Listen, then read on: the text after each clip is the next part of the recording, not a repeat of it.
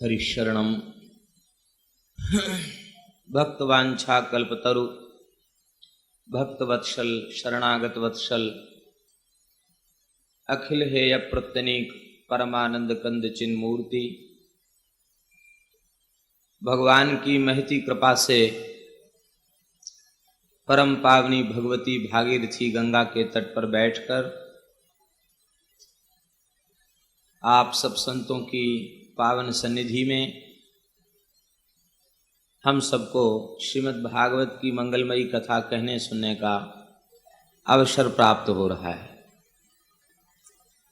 हरिशरणम। प्रातःकालीन वेला में श्रीमद् भागवत के स्कंद पुराणोक्त महात्म्य की चर्चा की गई। इस महात्म्य में आप लोगों ने मुख्य रूप से यह सुना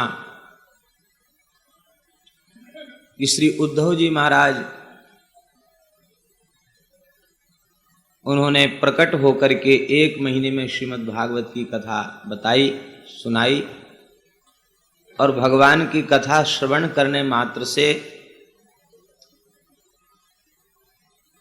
समस्त श्रोताओं का प्रवेश, भगवान की रानियों का प्रवेश भगवान की नित्य लीला में हो गया। तात्पर्य ये हुआ कि भगवान की कथा वह भगवान की नित्य लीला में प्रवेश दिलाने वाली है। भगवान की 2 प्रकार की लीलाएं आप लोगों ने सुनी। एक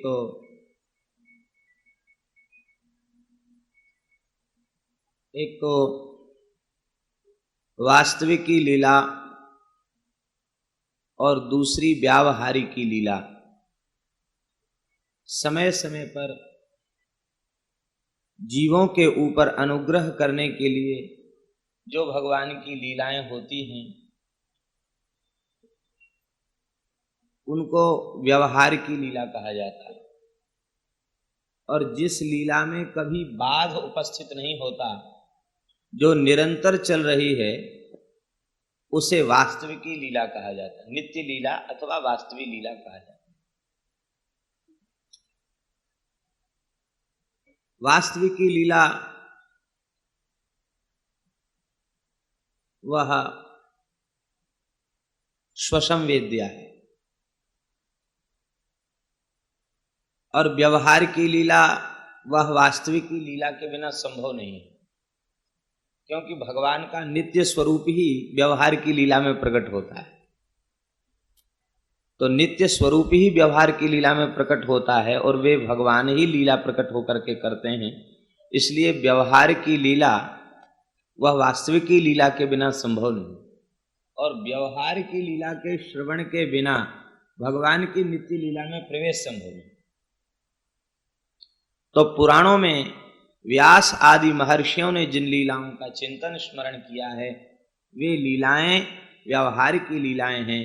अर्थात जब जब समय पर भगवान मत्स्य कच्छप वराह नृसिंह श्री रामकृष्ण आदि रूपों में भगवान जब जब पृथ्वी पर अवतार लेते हैं और अवतार लेकर के भगवान लीला चरित्रों का विस्तार करते हैं, उन चरित्रों को कह सुन करके भगवान की दिव्य कृपा करुणा का बोध हम सबको होता है और भगवान हमारे अपने हैं यह भाव दृढ़ होता है। और जब तन्मयता पूर्ण हम भगवान का चिंतन करते हैं तो तन्मयता पूर्ण चिंतन करते करते करते करते अंत में भगवान की उस दिव्य लीला में, नित्य लीला में हमारा प्रवेश हो जाता है, हमारा समावेश हो जाता है। यह भाव श्री वल्लभाचार्य जी को स्कंद पुराणोक्त महात्म्य का बहुत अच्छा लगा। इसलिए वल्लभाचार्य जी ने अपनी टीका में स्कंद पुराणोक्त महात्म्य के उद्धरण अधिक दिए और आज भी वल्लभ कुल के जो निष्ठावान हैं वे इस महात्म्य को अधिक कहते हैं। हरिशरणम। ऐसी भगवान की दिव्य लीला का श्रवण प्रातः काल की वेला में हम सबको हुआ। पद्म पुराणोक्त महात्म्य के मंगलाचरण की चर्चा की जा चुकी है। हरिशरणम। श्री सूत जी महाराज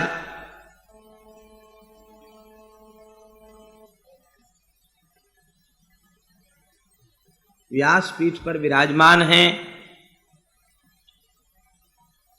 शौनकादि ऋषि उनके सन्मुख बैठ करके भगवान की कथा श्रवण करने के लिए उपस्थित हैं। प्रार्थना कर रहे हैं कि हे भगवान, आप कथा रसायन कहिए। सूताख्या ही कथा सारम, कथा नहीं कथा सारम आख्या ही, कथा सार को कहिए जो हमारे कर्ण का रसायन हो। विक्षेप रहित होकर के कथा श्रवण करें तो बहुत अच्छा होगा, क्योंकि विक्षेप होने से श्रोता वक्ता दोनों को भी कुछ न कुछ विक्षेप तो होता ही है। इसलिए जो भी व्यवहार है उस व्यवहार को समाप्त कर दें और फिर कथा सुने। जो लोग मोबाइल लेकर के बैठे हैं वे अपने मोबाइलों को बंद कर दें, ये अच्छा होगा। कम से कम 2-2.5 घंटे के लिए तो हम लोग तन्मयता को प्राप्त कर सकें, ऐसा प्रयत्न तो करना ही चाहिए।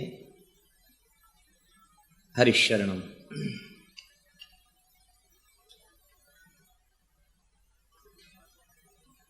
भगवान की कथा को रसायन कहा गया। चिकित्सा में काष्ठ चिकित्सा, भस्म चिकित्सा, रस चिकित्सा, ये 3 प्रकार की चिकित्साएं प्रसिद्ध हैं।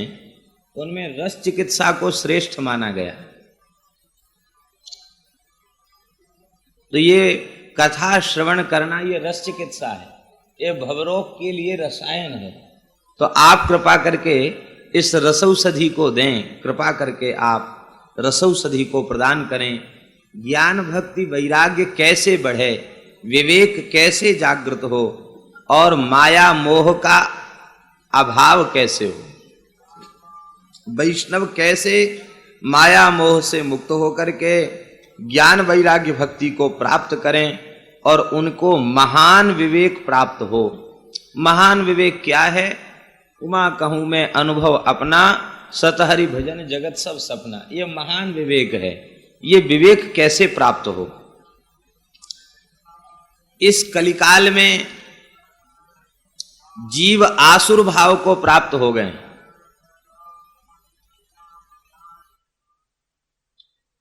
आसुर भाव का तात्पर्य है,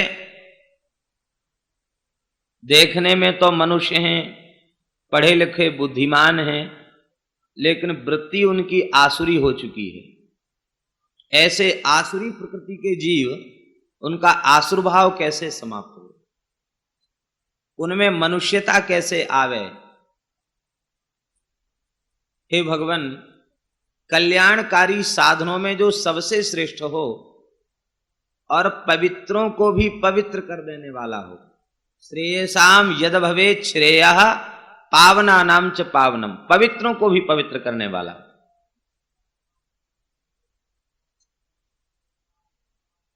आप लोग कहेंगे कि पवित्रों को पवित्र करना क्या हुआ?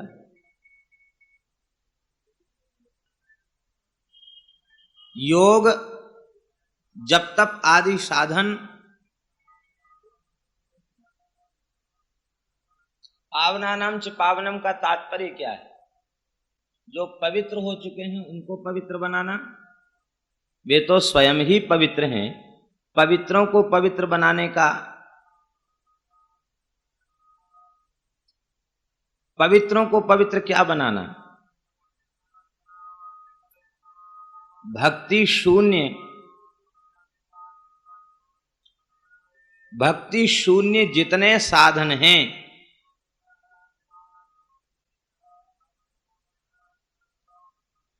कोई बात नहीं, गंगा जी का पूजन संभवतः चल रहा है, चलने दो, शांति से हम लोग सुने। बस जहां बैठे हैं वहां विक्षेप ना हो।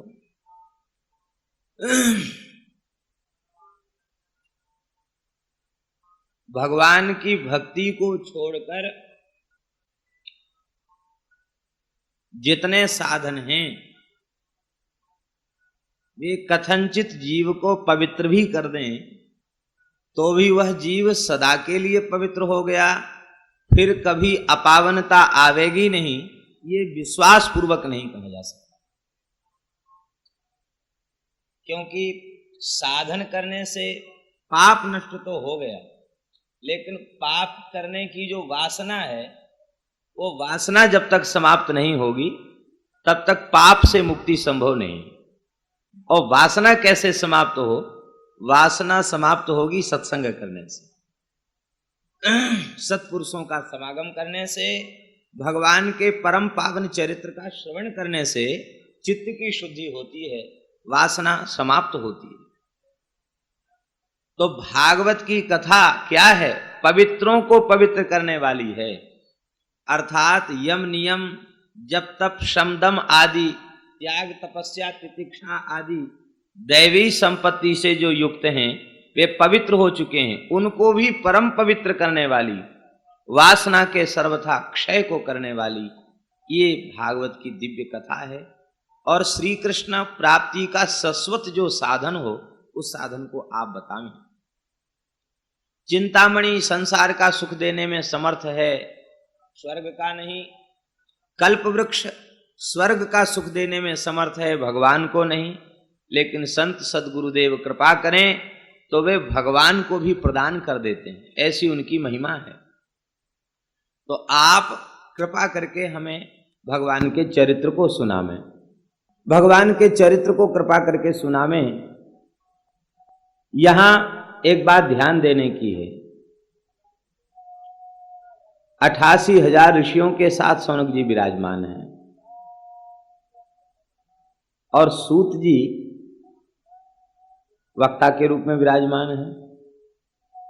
वे उन ऋषियों के कोई गुरु नहीं है, लेकिन शौनक जी उनकी स्तुति गुरु रूप में कर रहे हैं।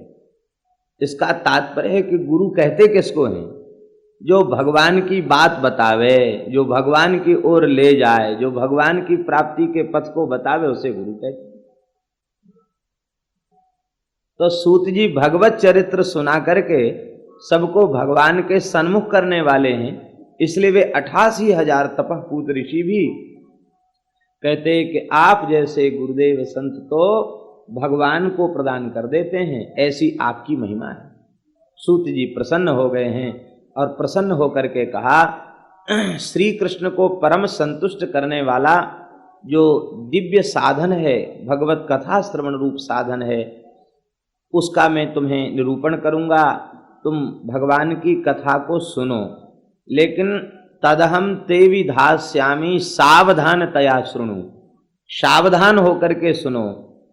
सावधान होकर इसलिए सुनो क्योंकि प्रमादेन हतम श्रुतम, प्रमाद पूर्वक सुना हुआ विषय नष्ट हो जाता है।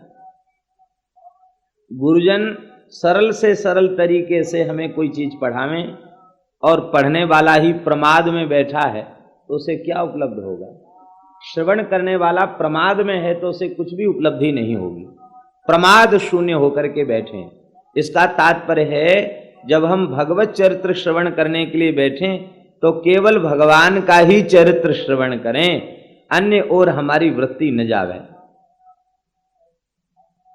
काल रूपी सर्प के भय से बचाने के लिए श्री सुखदेव जी ने श्रीमद् भागवत रूपी गारुड़ी विद्या को प्रकट किया है। ये गारुड़ मंत्र हैं, इनके श्रवण मात्र से काल रूपी व्याल भाग जाता है। चित्त की शुद्धि का भागवत की कथा श्रवण से बढ़कर श्रेष्ठ कोई उपाय नहीं है। जन्म जन्मांतर में कोई विशिष्ट पुण्य हो जाए तो कथा श्रवण करने का अवसर प्राप्त होता है। श्री सुखदेव जी महाराज निवृत्ति निरत महापुरुष हैं, परमहंस चक्र चूड़ामणि हैं, सर्वथा निरपेक्ष हैं। उन्हें किसी राजा महाराजा से कोई प्रयोजन नहीं है, कुछ चाहिए नहीं, सर्वथा निरपेक्ष हैं। परीक्षित को कथा सुना रहे हैं, इसमें मूल कारण है परीक्षित की मुमुक्षा, मुक्त होने की अभिलाषा, परीक्षित का वैराग्य, परीक्षित की पात्रता ही इसमें मुख्य है। और उनकी पात्रता की परीक्षा कितने प्रकार से करते हैं ये देखिए। देवता अमृत का कलश लेकर के सामने उपस्थित हो गए और मध्य में अमृत का कलश रख दिया और हाथ जोड़कर प्रार्थना करने लगे, कथा सुधाम प्रयच्छस्व गृहीत्वैव सुधामिमाम। इस अमृत को तो आप कृपा करके ले लीजिए, इसे परीक्षित को पिला दीजिए और कथा रूपी सुधा हमें दे दीजिए। भगवान की कथा श्रवण करने के सब अधिकारी हैं। आचांडाल पर्यंत समस्त जगत भगवान के चरित्र के श्रवण का अधिकारी है। लेकिन देवताओं को सुखदेव जी ने अनधिकारी समझा। क्यों समझा? क्योंकि उनमें श्रोता का लक्षण नहीं था, वे व्यवसायी थे। इसका तात्पर्य है कथा के व्यवसायी न कहने के अधिकारी हैं और न सुनने के अधिकारी हैं। वो कथा का सौदा करने आए थे। कथा सुधाम प्रयच्छस्व, कथा आप दीजिए हमको, कथा रूपी अमृत का पान कराइए। कैसे? कहते गृहीत्वैव सुधामिमाम, इस अमृत के कलश को ले लीजिए और कथा सुधा पिला दीजिए। सुखदेव जी समझ गए कि ये श्रोता नहीं है, ये तो सौदागर हैं, ये सौदाबाजी करना चाहते हैं। उन्होंने परीक्षित की ओर दृष्टिपात किया। परीक्षित के चित्त में कहीं यह इच्छा तो नहीं है कि चलो ठीक है अमृत पीकर अमर हो जाएंगे, यह इच्छा तो कहीं नहीं है। लेकिन धन्य है परीक्षित का पूर्ण वैराग्य। उस अमृत के कलश को देखकर उनके मन में हो रहा था कि अरे हम तो प्रेम से कथा सुन रहे थे, ये घड़ा लेके ये लोग क्यों आ गए, बीच कथा में विक्षेप क्यों कर दिया, ये विक्षेप की निवृत्ति जल्दी हो ये ठीक है, यही वे विचार कर रहे थे। परीक्षित शब्द का अर्थ क्या है?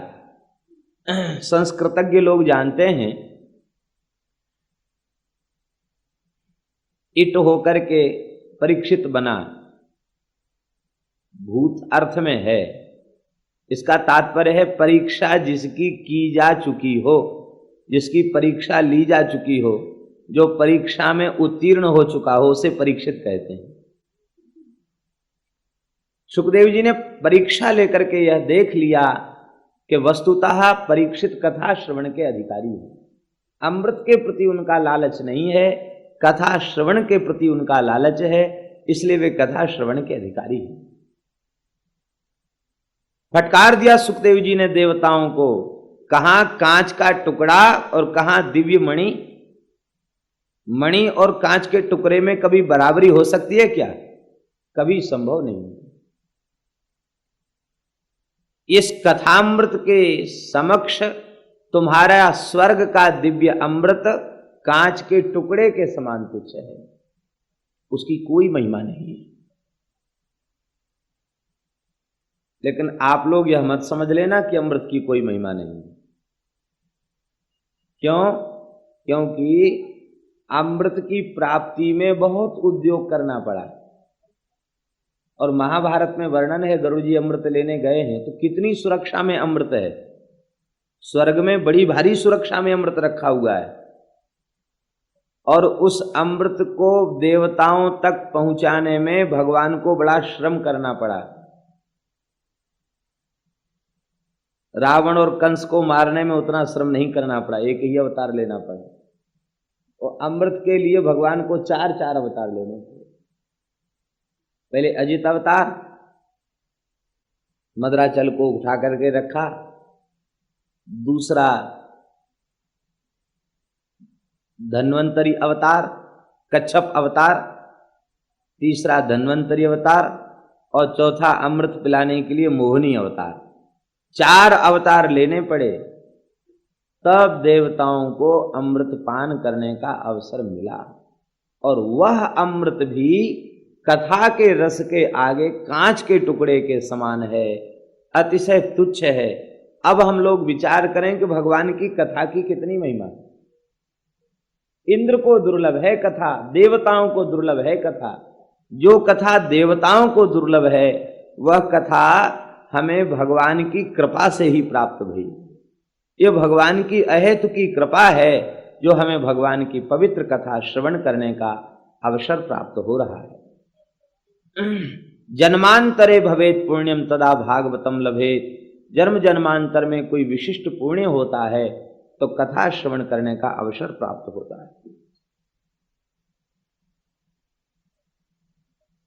देवता अमृत पी के अमर होते हैं, ये बात प्रसिद्ध है, लेकिन उनका अमरत्व भी एक निश्चित काल के लिए है, क्योंकि ब्रह्मा जी के एक दिन में 14 बार इंद्र बदल जाता है।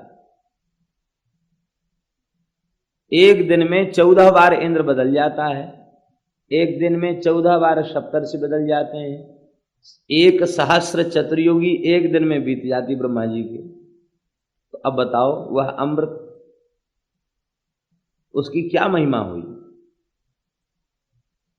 संत दरिया साहब ने अपनी वाणी में लिखा है, कोई कह अमृत सरगा माही, देव पिए क्यों खिरखिर जाए। कोई कह अमृत समुंदर माही, बडवा अनल क्यों सोखे ताही। कोई कह अमृत शशि में बास, घटे बड़े क्यों होवे नाश। अंत में कहते हैं, सब अमृत बातों का बात, अमृत है संतन के पास। ये जितने अमृतों की चर्चा आई है सब बातों का अमृत है। वस्तुतः अमृत संतों के निकट है। कौन सा अमृत? अमृत दरिया कथा अनंत, जाको पी पी अमर भय संत। भगवान का कथा ही दिव्य अमृत है। इस अमृत को पान करके न जाने कितने संत भक्त महात्मा जीवन मुक्त हो गए, अमर हो गए। एक दो भक्त हैं, ध्रुव, प्रहलाद आदि, अम्बरीश, विदुर आदि कितने भक्त हैं जो इस अमृत का पान करके मुक्त हो गए। और स्वर्गीय अमृत को पीकर एक भी मुक्त हुआ हो तो उसका नाम बतावें। अथवा किसी की अविद्या का नाश हो गया हो, राग द्वेष की निवृत्ति हो गई हो, ये नहीं हुआ उस अमृत के पीने से। लेकिन इस अमृत के पीने से अमृत तो प्राप्त हो गया। अमृत तो प्राप्त क्या है? देहात्मवाद का त्याग। भागवत की कथा से जो अमृत मिलता वो अमृत है क्या? त्वम तु राजन मरिष्येति पशुबुद्धि मिमाम जही, यही अमृत है। हे राजन परीक्षित, सुखदेव जी अंत में उपदेश देते हुए कह रहे हैं, मैं मर जाऊंगा यही पशु बुद्धि है, इसका त्याग कर दो, यही अमृतत्व है। हम शरीर के हैं, संसार के हैं, ये मृत्यु है, और हम भगवान के हैं, यही अमृत है। भगवान के बन जाओ, यही अमृत है। भगवान के दास का नाश नहीं होता, नित्य भगवान की सेवा में वह रहते हैं। परीक्षित ने कथा सुनी और वे भगवत धाम पधारे। परीक्षित के मोक्ष को देख करके ब्रह्मा जी को बड़ा आश्चर्य हुआ और उन्होंने बुद्धि रूपी तराजू के ऊपर एक ओर समस्त शास्त्रों को रखा, एक ओर श्रीमद् भागवत जी को विराजमान किया। तो विशुद्ध भागवत धर्म का प्रतिपादक ग्रंथ, प्रेम रूप फल को देने वाला यह दिव्य ग्रंथ, इसकी महिमा सर्वोपरि सिद्ध हुई। और तब से उन्होंने यह भगवत स्वरूप है इस बात को स्वीकार किया। इस दिव्य कथा को श्री सनकादिकों ने नारद जी को कृपा करके यह कथा सुनाई। सौनक जी ने प्रश्न किया कि भगवान, नारद जी का और सनकादिकों का समागम कहाँ हुआ, आप कृपा करके बता दें। सूत जी वर्णन करते हैं, एक समय की बात है, श्री देवर्षि नारद जी विशालापुरी पहुंचे। विशालापुरी माने बद्री नारायण।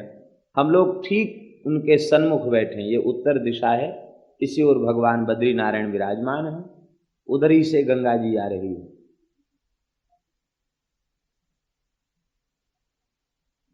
तो श्री बद्री नारायण भगवान के निकट पहुंचे। वहां उन्होंने क्या देखा कि 4 ब्रह्मर्षि सामने प्रकट हो गए, सनक, सनंदन, सनातन और सनत कुमार। ये महर्षि प्रकट हो गए। इनको देखकर नारद जी ने नमस्कार किया। नारद जी को देखकर इन महात्माओं ने पूछा कि हे देवर्षि नारद जी, आप अतिशय दुख और चिंता से व्याकुल क्यों हैं, और इतनी व्याकुलता से कहाँ दौड़े चले जा रहे हैं, और कहाँ से आप पधारे हैं। जैसे किसी लोभी पुरुष का धन नष्ट हो जाए और वह बिना धन के व्याकुल हो जाए, ऐसे ही आप व्याकुल दिखाई पड़ रहे हैं। यह व्याकुलता आपकी कोटि के महात्माओं के लिए उचित नहीं। तवेदम मुक्त संगस्य नोचितम वद कारणम। दुख होता किसको है? आसक्तिवान को दुख होता है, और जो आसक्ति शून्य है उसे काहे का दुख?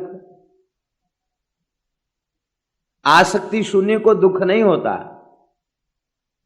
तो आप तो आसक्ति शून्य महापुरुष हैं, मुक्त संग हैं। निर्माण मोहा जित संग दोषा अध्यात्म नित्या विनिवृत्त कामाः द्वंद्वैर विमुक्ताः सुख दुख संगैर गच्छन्त्य मूढ़ाः पद्मव्ययम् तत्। आप ऐसे महापुरुष हैं, मान मोह आदि से सर्वथा शून्य हैं। तो आप जैसा महात्मा दुखी हो यह उचित नहीं है। संसार की किसी भी वस्तु को जिसने अपना मान रखा है वो उस वस्तु की प्राप्ति से प्रसन्न होगा, और जब वो वस्तु तो नाशवान है, जब नष्ट होगी तो उसे दुख होगा। लेकिन आप जैसे महात्मा दुखी हो जाएं तो ये तो बहुत बड़ा आश्चर्य है। आप क्यों दुखी हैं? नारद जी ने अपने दुख का कारण बताया।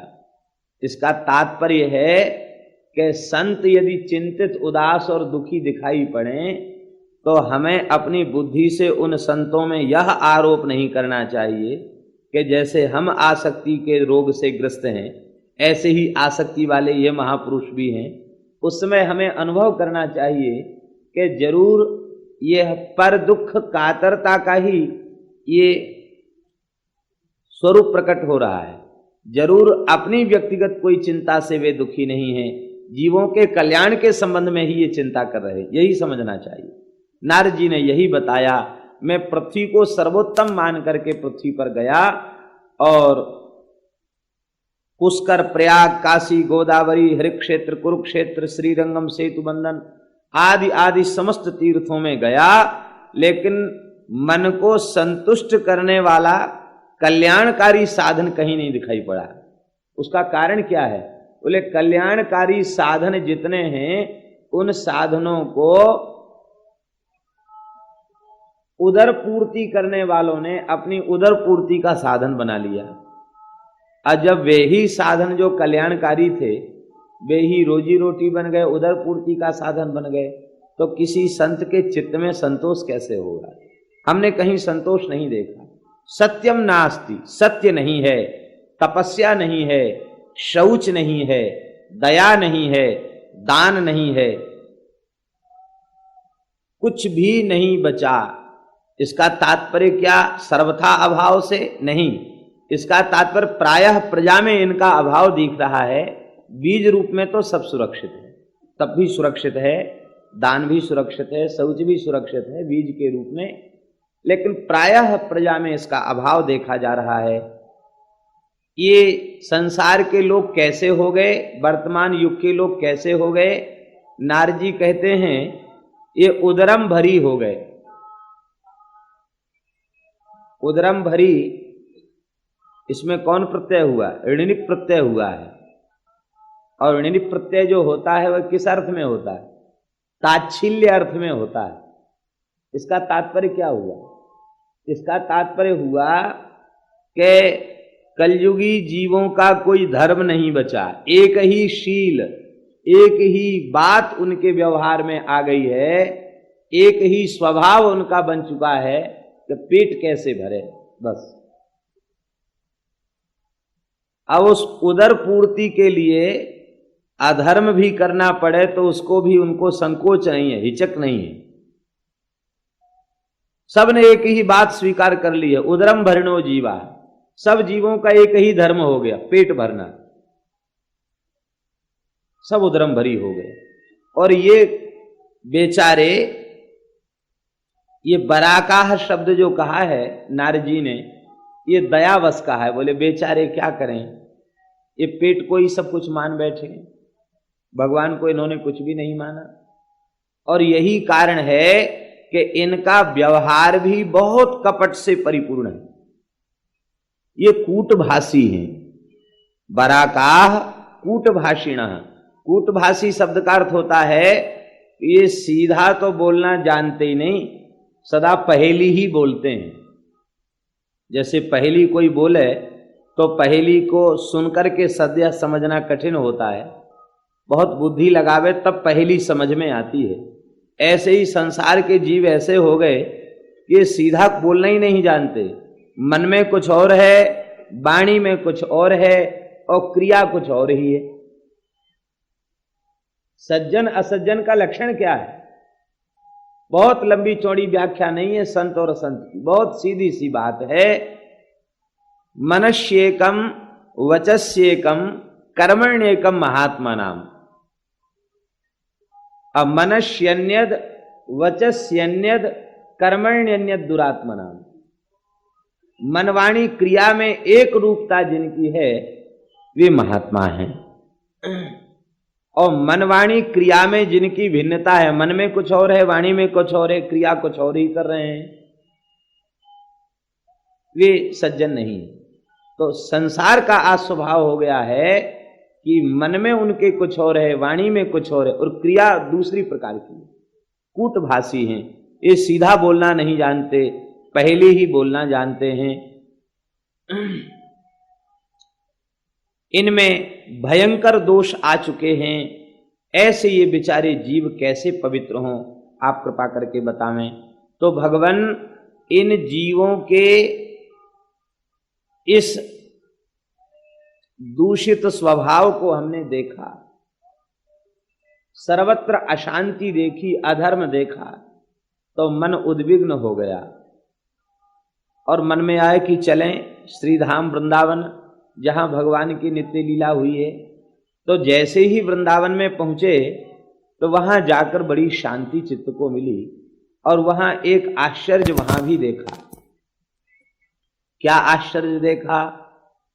बोले वहां आश्चर्य देखा कि एक देवी कुंज में विराजमान है और दो वृद्ध उनके समक्ष पड़े हुए, और तमाम देवियां उस देवी की सेवा में उपस्थित हैं। तो नारद जी कहते हम कौतुक वसात वहां पहुंचे। क्यों पहुंचे? इसलिए पहुंचे कि हो सकता है वृंदावन धाम है, कथा कीर्तन हो रहा होगा, लेकिन वहां जाके देखा कि दो वृद्ध पड़े हैं, युवती रो रही है। तब ये बात समझ में आ गई कि नहीं नहीं, यहाँ कथा कीर्तन नहीं हो रहा है, यहाँ तो कोई संसार की घटना घट गई है, ये वृद्ध पड़े हैं, ये रो रहे हैं। तो सहसा में वहां से चल दिया तो वह देवी उठकर खड़ी हुई और उसने कहा महात्मन कहाँ जा रहे हैं? भोवो साधो क्षणम तिष्ठ मच्चिंतामपि नाशय। हे महात्मन एक क्षण रुक जाइए और मेरी चिंता का नाश कीजिए। आपका दर्शन संपूर्ण पापों को निवृत्त करने वाला। साक्षात भक्ति महारानी है ये, और भक्ति महारानी को भी संत के दर्शन से शांति मिल रही है। ये आश्चर्य।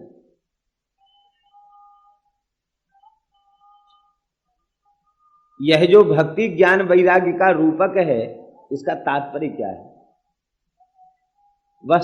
वस्तुतः ज्ञान भी नित्य है, वैराग्य भी नित्य है और भगवान की भक्ति भी नित्य है, क्योंकि ज्ञान वैराग्य भगवान में अखंड रूप से विराजते हैं, उनका कभी क्षय नहीं है। और भक्ति भगवान की प्रिया है, इसलिए उनका भी कभी नाश नहीं है, उनका भी क्षय नहीं है। ऐश्वर्यस्य समग्रस्य धर्मस्य यशस्श्रिया ज्ञान वैराग्योश्चैव शरणाम भग इतीर्णा, ये विष्णु पुराण का श्लोक है। इसका तात्पर्य 6 प्रकार के ऐश्वर्य जिनमें अखंड रूप से विद्यमान हो उसे भगवान कहते हैं। तो ज्ञान वैराग्य न तो बूढ़े हैं और न वे बालक हैं, वे तो शाश्वत स्वरूप में हैं, और भक्ति महारानी भी शाश्वत स्वरूप में है। फिर ये लीला क्यों हुई? बोले ये लीला इसलिए हुई कि नारद जी को माध्यम बनाकर भगवान भागवत का प्रादुर्भाव पृथ्वी पर कराना चाहते हैं। हम सब कलिमल ग्रसित जीवों के ऊपर कृपा करुणा करके इस दिव्य उपाख्यान को प्रकट करना चाहते हैं। और जो नारद जी भागवत की महिमा को यत्किंचित भूल चुके हैं, वे पुनः भागवत की महिमा को जान जाएं, और जीवों में भगवान की कथा सुनने की प्रवृत्ति बढ़े। इसके लिए भगवान ने यह भक्ति महारानी का रूपक दिखा करके और यह लीला की और कथा रस का विस्तार किया। तो भक्ति महारानी भी नारद जी का दर्शन करके शांति का अनुभव करती है, सुख का अनुभव करती है। परिचय दिया, मैं भक्ति हूं और ये मेरे दोनों पुत्र ज्ञान वैराग्य हैं। ये देवियां जो मेरी सेवा में उपस्थित हैं, ये गंगा आदि नदियां ही मूर्तिमती होकर के हमारी सेवा में उपस्थित हो रही हैं। द्रविड़ देश में उत्पन्न हुई, कर्नाटक में मेरा विस्तार हुआ, कहीं कहीं महाराष्ट्र में मेरा विस्तार हुआ, लेकिन गुजरात में पहुंचकर मैं जीर्ण हो गई। गुर्जरे जीर्णतांगता। गुजरात वालों को दुख नहीं करना चाहिए कि गुजरे जीर्णतांगता कहकर के गुजरात को कुछ अपकृष्ट बता दिया, ऐसा मन में नहीं सोचना चाहिए। उसका कारण यह है, वस्तुतः गुजरात में ऐसी ही स्थिति थी, लेकिन अब ऐसी स्थिति नहीं है, इसलिए गिलानी नहीं करनी चाहिए। अब स्थिति ऐसी इसलिए नहीं है क्योंकि श्री नरसी आदि संतों के भजन के प्रभाव से वह भूमि पवित्र हो गई। नरसी जी के पहले गुजरात की क्या दशा थी, श्री नाभा गोस्वामी जी ने अपने भक्तमाल ग्रंथ में वर्णन किया। भक्तमाल ग्रंथ करीब 500 वर्ष प्राचीन ग्रंथ तो है ही, और श्री गोस्वामी तुलसीदास जी के समकाल में लिखा गया ग्रंथ है और प्रमाणित ग्रंथ है। सभी संप्रदाय के लोगों ने भक्तमाल को प्रमाण माना है। तो भक्तमाल में नाभाजी नरसी जी के चरित्र का वर्णन करते समय गुजरात की दुर्दशा का वर्णन कर रहे हैं। जगत विदित नरसी भगत, जिन गुज्जर धर पावन करी। गुजरात की भूमि को नरसी जी ने पवित्र कर दिया। इसका मतलब भूमि अपवित्र थी। कैसी अपवित्र भूमि थी, वर्णन करते हैं। महास्मार तक लोग भक्ति लवलेस न जाने, माला मुद्रा देखी तासु की निंदा ठाने। भक्ति के प्रबल विरोधी, किसी के मस्तक पर तिलक देख लें, गले में तुलसी देख लें, भगवान की कथा कीर्तन में किसी की रुचि देख लें, दुर्भाग्य से भी सौभाग्य से भी कोई सात्विक पुरुष, कोई महात्मा वैष्णव उस क्षेत्र में निकल जाए तो इतना उसको सताते, इतनी निंदा करते कि जब तक वो क्षेत्र छोड़ के भाग ना जाए तब तक उसका पीछा नहीं छोड़ते। तासु की निंदा ठाने, ठाने का अर्थ है कि अपना काम छोड़ करके निंदा में लग जाते।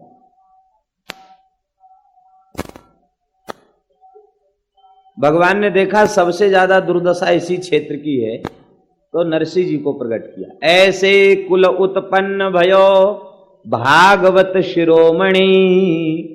भागवतों के शिरोमणि श्री नरसी जी प्रकट हुए।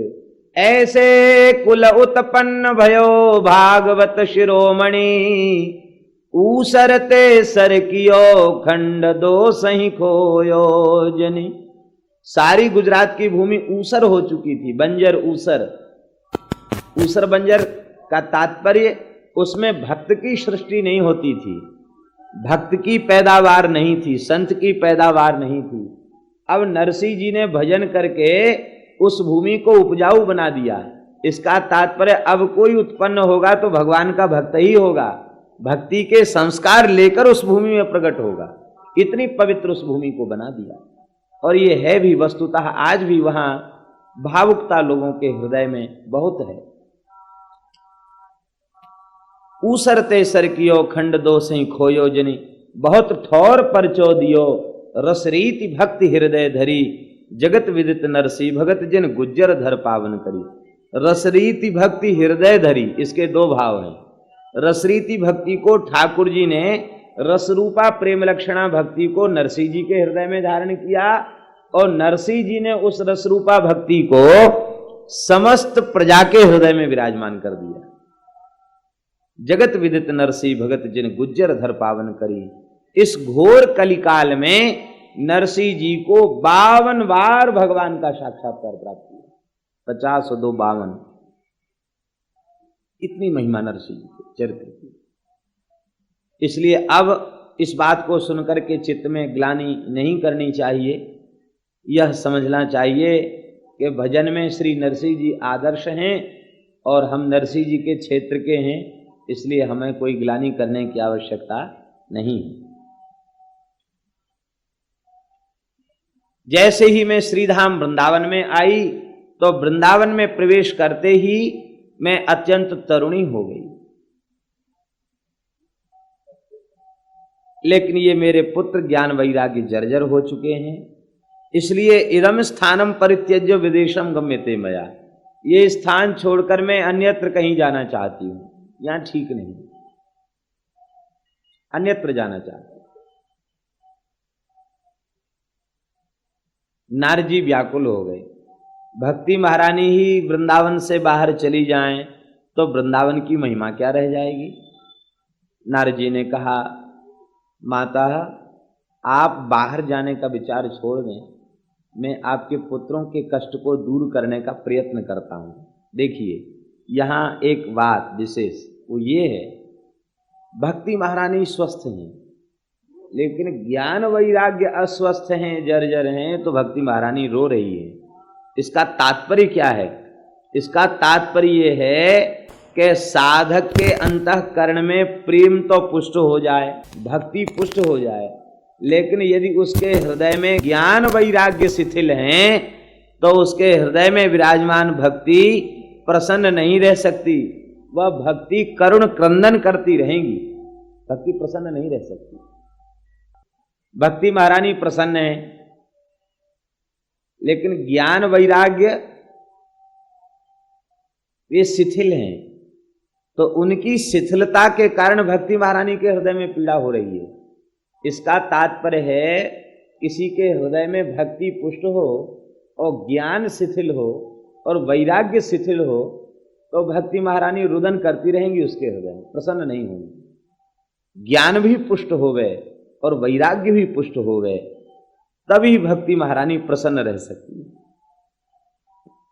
इससे हमें प्रेरणा लेनी चाहिए कि ज्ञान वैराग्य का पोषण करना चाहिए, उनकी उपेक्षा नहीं करना चाहिए, ज्ञान वैराग्य का भी पोषण होना चाहिए। और भगवान की कथा सुनने से ज्ञान वैराग्य भक्ति तीनों का पोषण होता है। हमारे श्रीधाम वृंदावन के रसिक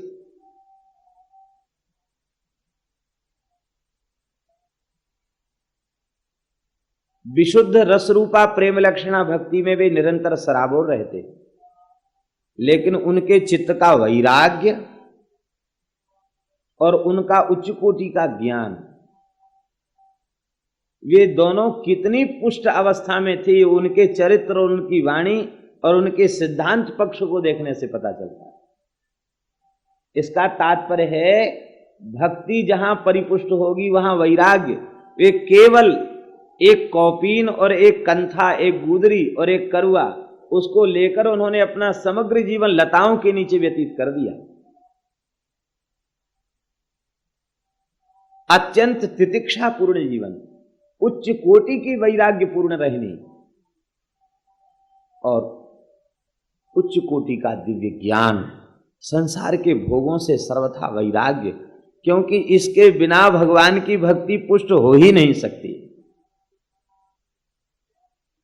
तो ज्ञान वैराग्य के कष्ट के कारण भक्ति दुखी है, इसका तात्पर्य है जो ज्ञान वैराग्य जिसके भीतर शिथिल हैं उसकी भक्ति प्रसन्न नहीं हो सकती।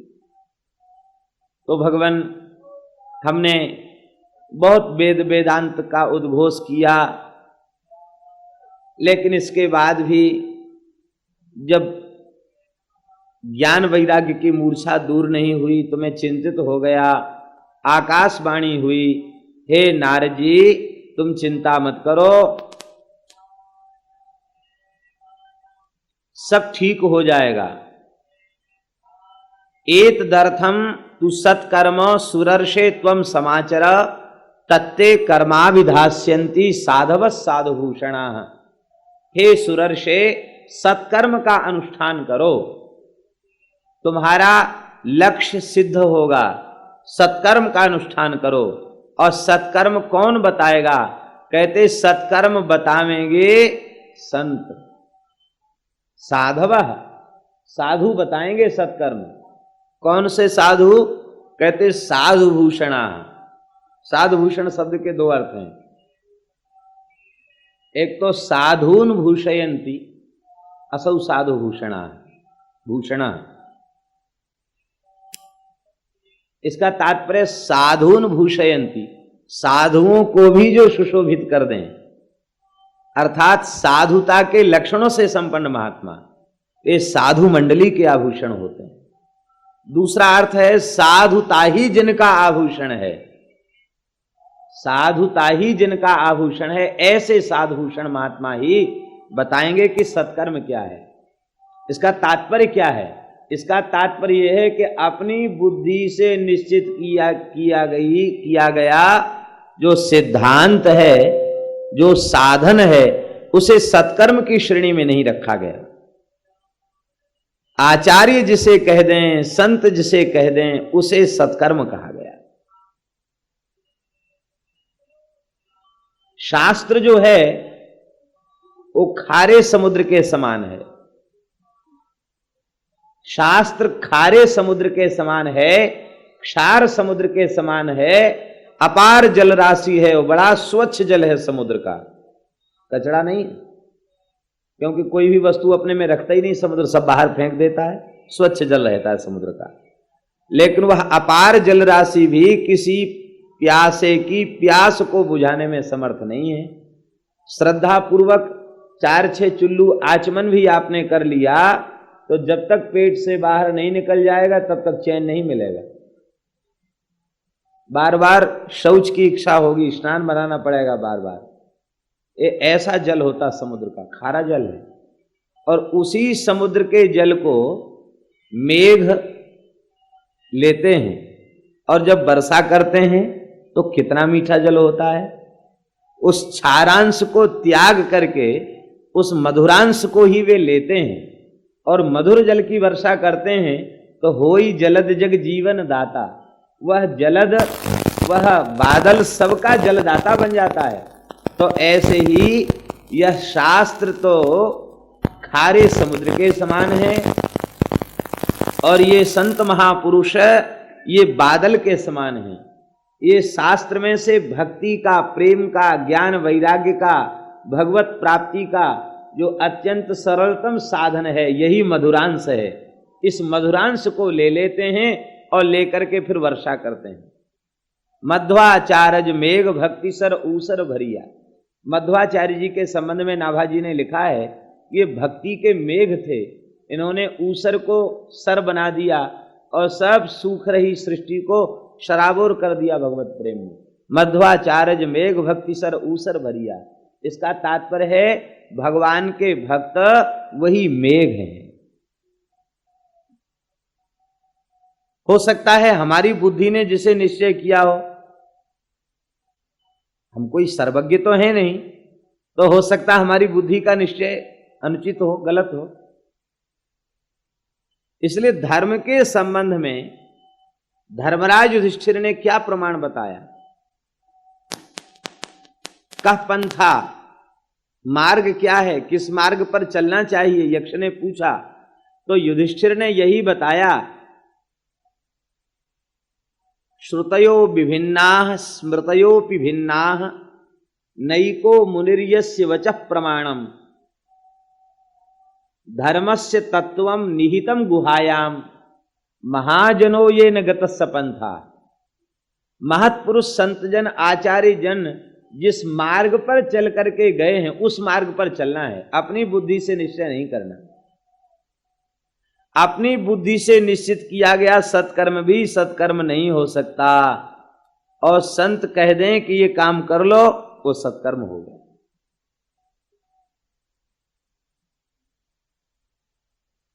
तो भगवान संतों के पास पूछने के लिए मैं गया तो कोई महात्मा तो मौनी हो गए, कोई आश्रम छोड़ के चले गए। तब हमने निश्चय किया कि चलो बद्रीनारायण में तप करके इस प्रश्न का समाधान खोजेंगे। जिसके भीतर प्रबल जिज्ञासा होगी उसको समाधान मिलेगा। जिसके चित्त में प्रबल जिज्ञासा होगी उसको समाधान मिलेगा। संसार का कोई व्यक्ति समाधान उसे न दे सके तो भगवान प्रकट होकर उसको समाधान देंगे। श्री नारद जी, अंगिरा जी, सनकादिक सिद्ध सुखदेव जी प्रकट होकर के उसको समाधान देंगे। ध्रुव प्रहलाद आदि भक्त प्रकट होकर के समाधान देंगे। हमारे भीतर प्रबल जिज्ञासा का अभाव है, इसलिए ये विभूतियां आज भी विचरण कर रही हैं, लेकिन हमारे भीतर जिज्ञासा का अभाव है, इसलिए हमको यह नहीं मिल रहा है। हमने सुना है कि ब्रज में एक संत विचरण कर रहे थे कि हमें कुछ साधन का मार्ग मिले। गिरिराज जी की परिक्रमा कर रहे थे तो नारद कुंड पर जाकर सोए। बहुत चिंता थी उनको कि हमको कोई महापुरुष बतावे कि हम क्या करें, बहुत चिंता में थे। तो नारद कुंड पर जाकर विश्राम किया तो वहां नारद जी का दर्शन हो गया उनको स्वप्न में। और नारद जी ने कहा कि आज तक जितने महात्मा हुए हैं सबने एक ही बात कही है। क्या? बोले बस निष्काम होकर भजन करो, परम कल्याण होगा। नारद जी ये बात बता के गए कि सब संतों का एक ही मत है, निष्काम भाव से भजन करो, भगवान का नाम लो, महात्मा परम कल्याण हो जाएगा। ब्रजवास करो, नाम लो, इसी में कल्याण हो जाएगा। तो प्रबल जिज्ञासा होगी तो ये महापुरुष आज भी विराजमान है, ये प्रकट होकर के दर्शन देंगे और इनके द्वारा हमें समाधान भी प्राप्त होगा। बहुत से ऐसे इतिहास प्रसिद्ध हैं जहां संतों को, जिज्ञासुओं को महापुरुषों ने प्रकट होकर के उन्हें समाधान प्रदान किया। नारद जी के भीतर प्रबल जिज्ञासा है, इसलिए नारद जी को पूर्ण समाधान प्राप्त हुआ। सनकादिक गदगद हो गए और सनकादिकों ने कहा कि हे नारद जी, वस्तुतः आप धन्यवाद देने के योग्य हैं, क्योंकि समस्त जीवों को भगवान की भक्ति प्रदान कराना चाहते हैं, सबके हृदय में ज्ञान वैराग्य पुष्ट हो जाएं, भक्ति के कष्ट की निवृत्ति आप चाहते हैं, इसलिए निश्चित ही आप बड़े भाग्यशाली हैं। अहो नारद धन्योसी विरक्तानां शिरोमणि, सदा श्री कृष्ण दासानां अग्रणीर योग भास्कर। हे नारद जी, आप धन्यवाद देने के योग्य हैं, आप विरक्तों के शिरोमणि हैं, भगवान के दासों में आप अग्रगण्य हैं और योग भास्कर हैं। योग को आप, प्रेम योग के तो आप साक्षात सूर्य ही हैं। श्री कृष्ण के दासों में अग्रणी है। अग्रणी शब्द का अर्थ क्या होता? अग्रे नयति, आगे ले चलने वाला, अर्थात मुखिया हैं। ये जितने वैष्णव हैं सब आपका ही अनुगमन करते हैं, ये सब आपके ही पीछे चल करके ठाकुर जी के पद पर जाते हैं। ऐसे आप महात्मा हैं। देखो, लोक परलोक की प्राप्ति तक, लौकिक पारलौकिक भोगों की प्राप्ति तक सीमित जो साधन हैं, उन साधनों का तो बहुत से ग्रंथों में बहुत मात्रा में वर्णन किया गया, प्रचुर मात्रा में उनको कहा गया। लेकिन भगवत प्राप्ति का जो पथ है वो छिपा हुआ है, और उस छिपे हुए पथ के जानकार महात्मा ही हैं। और वह पथ क्या है? कहते वह पथ है श्रीमद् भागवत की कथा का श्रवण। भागवत की कथा श्रवण करने से और भगवत प्राप्ति का पथ अत्यंत सरल हो जाता है, सहज हो जाता है, क्योंकि श्रीमद् भागवत के तो पद पद में भगवत प्राप्ति की ही बात विशेष रूप में कही गई है। द्रव्य यज्ञ, तपो यज्ञ, योग यज्ञ, स्वाध्याय यज्ञ, ज्ञान यज्ञ आदि जितने यज्ञ हैं, ये सब कर्म की ओर ही संकेत करने वाले हैं। और कर्म जो है वो क्षयष्णु है, तो क्षयष्णु कर्म के द्वारा जो वस्तु प्राप्त होगी वह अविनाशी नहीं हो सकती। विनाशी कर्म के द्वारा जो वस्तु प्राप्त होगी वो विनाशी ही होगी। तो ये केवल स्वर्गादि लोकों तक सीमित हैं, आगे इनकी गति नहीं है। और श्रीमद् भागवत ज्ञान यज्ञ जो है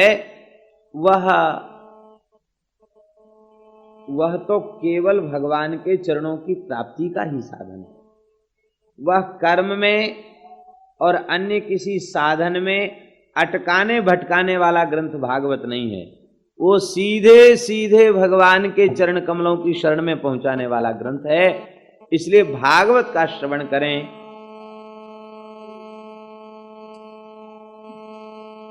नारद जी ने कहा कि भगवान, हमने वेद वेदांत का उद्घोष किया, ज्ञान वैराग्य की मूर्छा दूर नहीं हुई, तो भागवत में उसी वेद वेदांत की ही तो चर्चा है, तो भागवत के श्रवण से कैसे मूर्छा दूर हो जाएगी।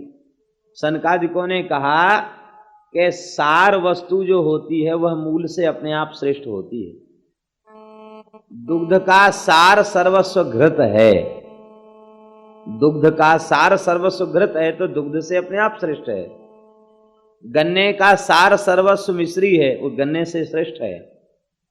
ऐसे ही वृक्ष का सार सर्वस्व फल में आया और परिपक्व होकर के उसमें मधुरिमा आई, तो वह फल उसका सार सर्वस्व है, इसलिए वृक्ष की अपेक्षा फल श्रेष्ठ है। ये 3 दृष्टांत देकर के समझाया।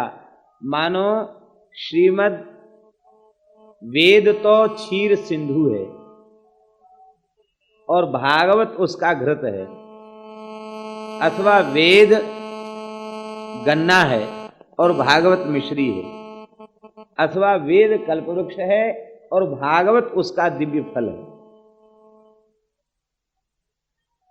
अब तो श्रीमद् भागवत की कथा प्रारंभ हुई। आपने व्यास जी को भागवत का ज्ञान दिया और इसके बाद आपको मोह हो गया और फिर आप ही भागवत की महिमा के संबंध में संदेह कर रहे हैं। ये कैसी बात है?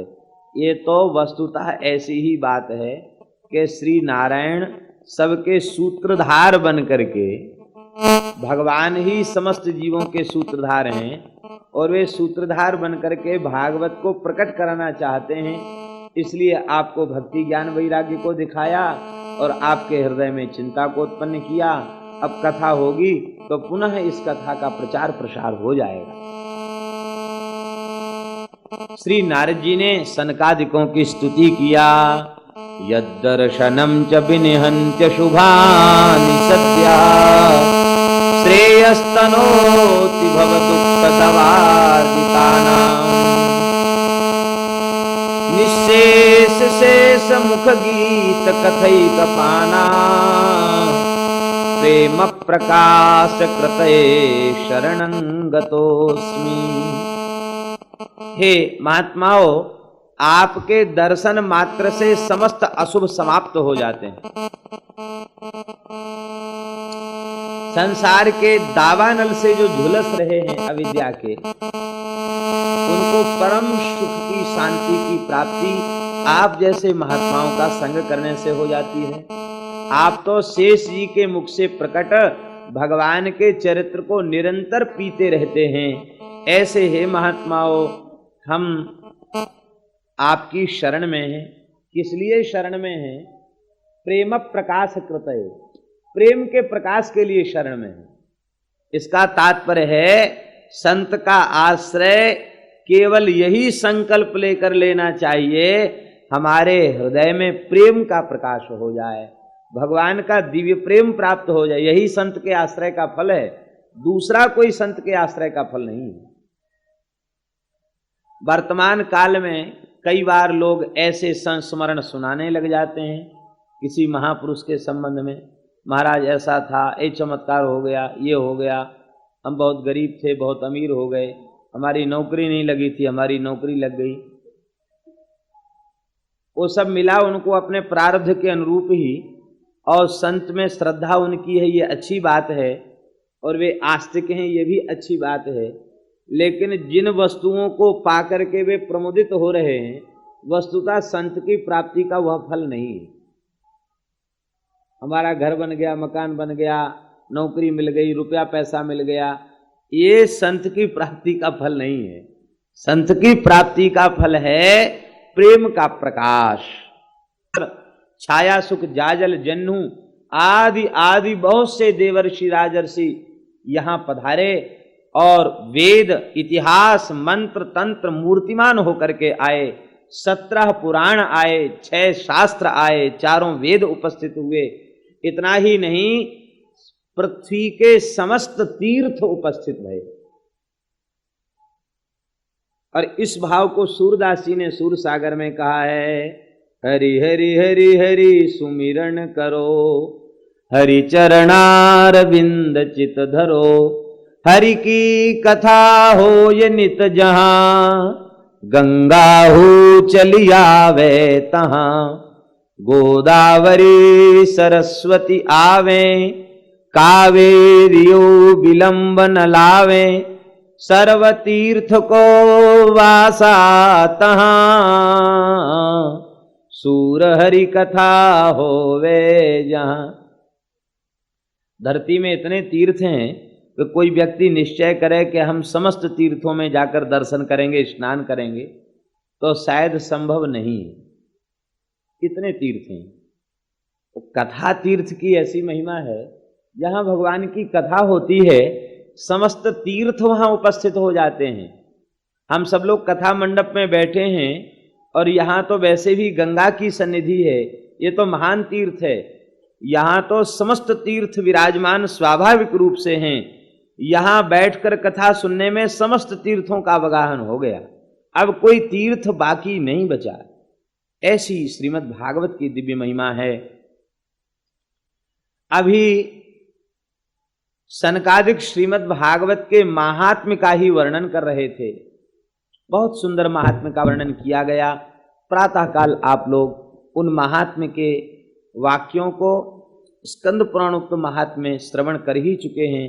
यह श्रीमद् भागवत की दिव्य महिमा है। सदा सेव्या श्रीमद् भागवती कथा, यस्याः श्रवण मात्रेण हरिश्चित्तम समाश्रय।